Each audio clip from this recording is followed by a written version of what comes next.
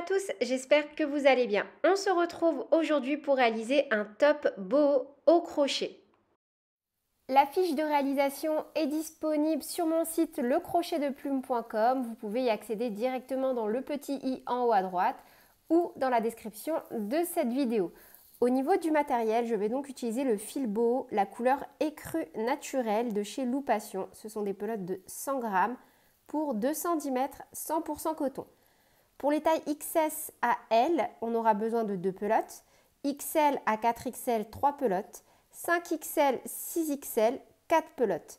Je vais utiliser un crochet taille numéro 4, une aiguille à laine et des marqueurs à laine.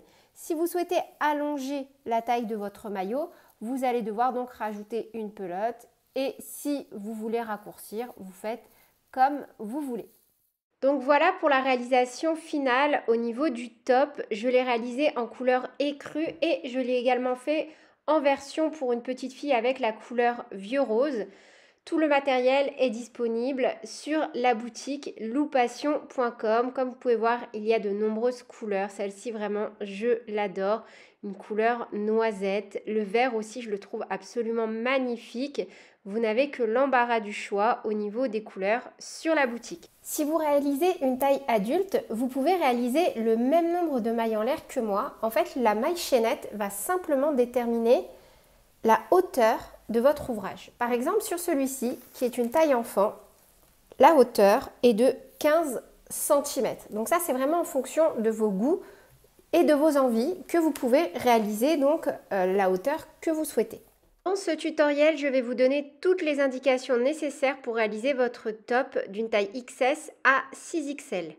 Le point que nous allons utiliser est un multiple de 3 plus 1. Donc pour une taille XS à S, on va faire 43 mailles en l'air, ML 46, XL 2XL 49, 3XL 4XL 52, 5XL 6XL 55 mailles en l'air, sachant que vous pouvez adapter la hauteur. Vous faites donc une maille chaînette en fonction de la hauteur que vous souhaitez. Moi, je vais venir réaliser 45 mailles en l'air plus 1. «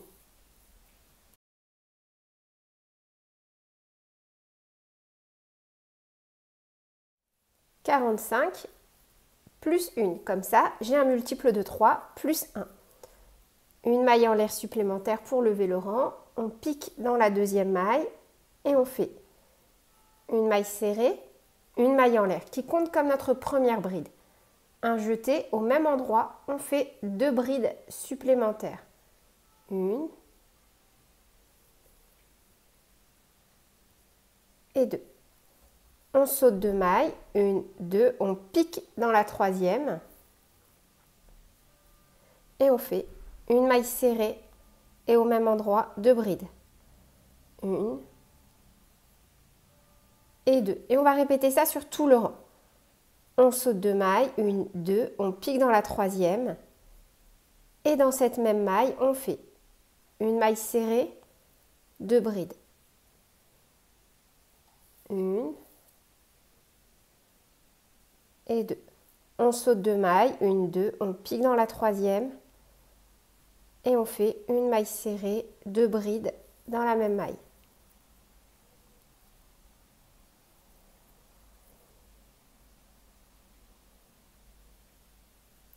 Et on va répéter ça sur tout le rang.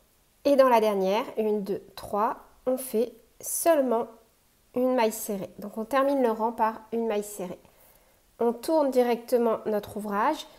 Et ce que l'on va faire au rang 2, on va le répéter jusqu'à la fin. On va répéter à chaque fois le même motif à chaque rang. Donc directement dans cette configuration-là, on terminera toujours par une maille serrée. On tourne, on pique directement sans faire de maille en l'air dans les 2 brins de la maille serrée et on fait une maille serrée, une maille en l'air qui compte comme notre première bride. Un jeté au même endroit, on fait 2 brides.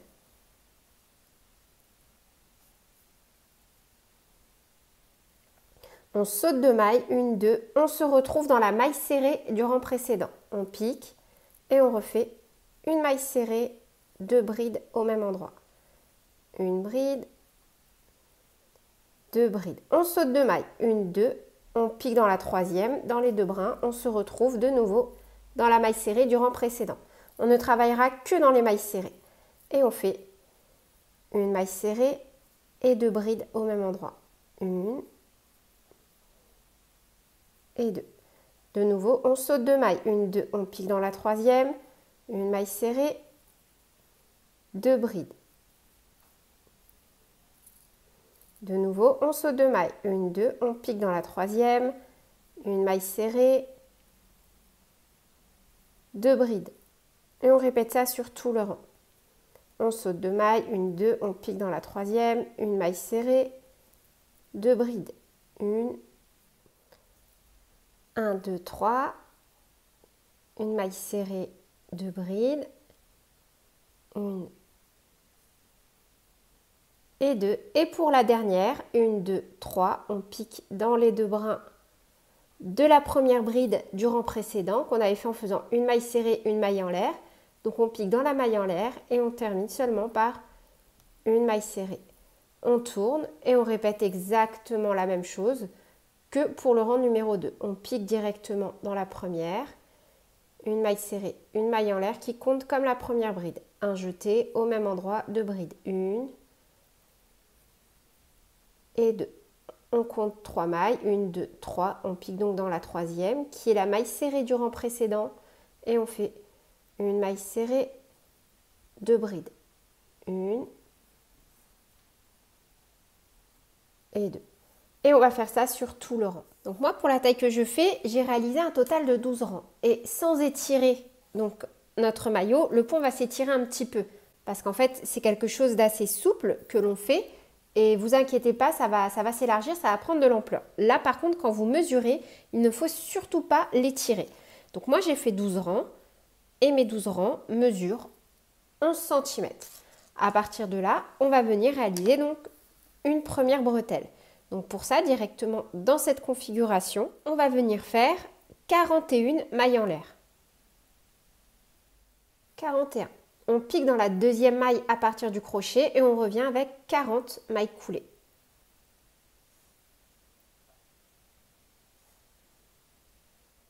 39 et 40. Et on va repartir sur notre motif. Vous voyez, là où on a notre maille serrée, directement, on reprend. On fait une maille serrée, une maille en l'air, un jeté au même endroit, 2 brides. 1 et 2. On saute 2 mailles, 1, 2, on pique dans la troisième, une maille serrée, 2 brides. Et on reprend donc les rangs.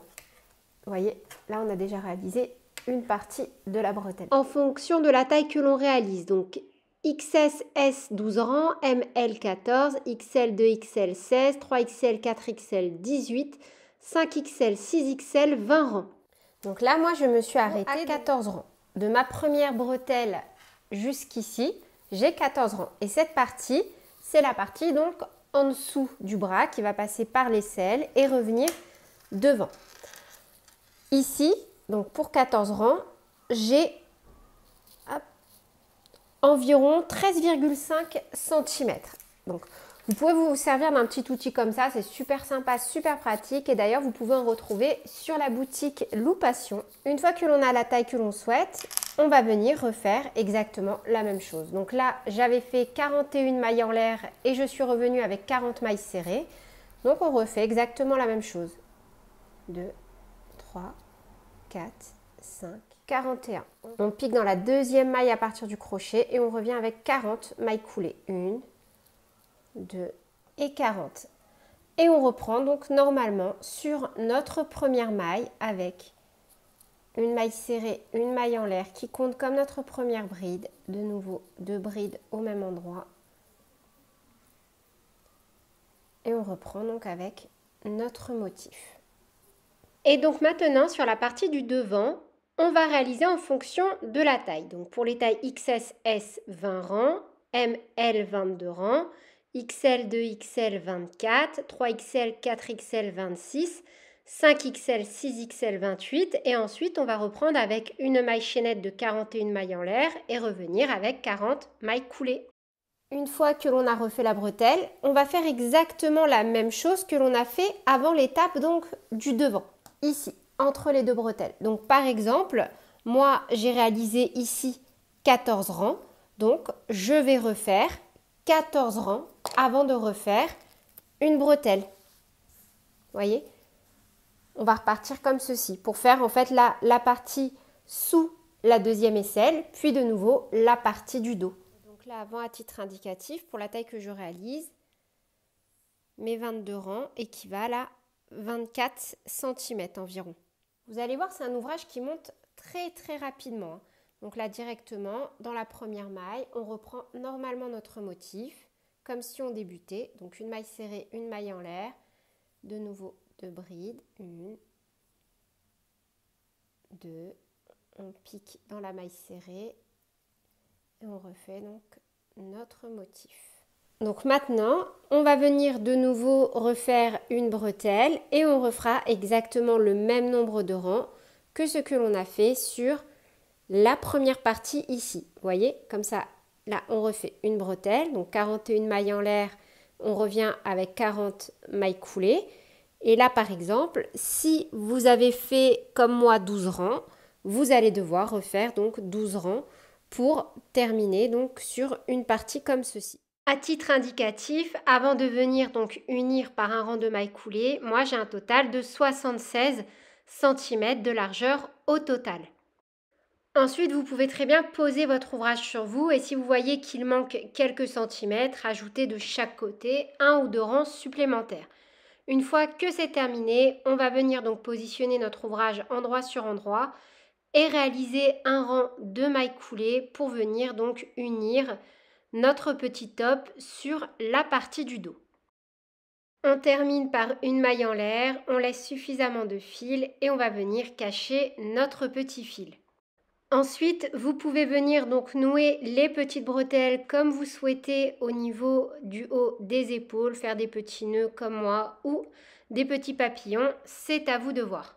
Et voilà, c'est tout pour cette vidéo. J'espère qu'elle vous aura plu. Sur ce, je vous fais plein de bisous, prenez bien soin de vous et à très bientôt pour de nouveaux tutoriels. Salut!